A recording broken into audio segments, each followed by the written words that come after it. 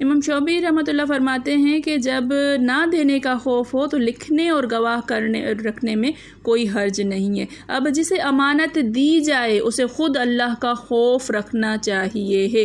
رسول اللہ صلی اللہ علیہ وسلم فرماتے ہیں ادا کرنے کی ذمہ داری اس ہاتھ پر ہے جس نے کچھ لیا ہے، اس پر ذمہ ہے۔ یہ ارشاد ہے کہ شہادت کو نہ چھپاؤ، نہ اس میں خیانت کرو، نہ اس کے اظہار کرنے سے رکو۔ ابن عباس رضی اللہ تعالیٰ عنہ وغیرہ فرماتے ہیں کہ جھوٹی شہادت دینی یا شہادت کو چھپانا گناہ کبیرہ ہے۔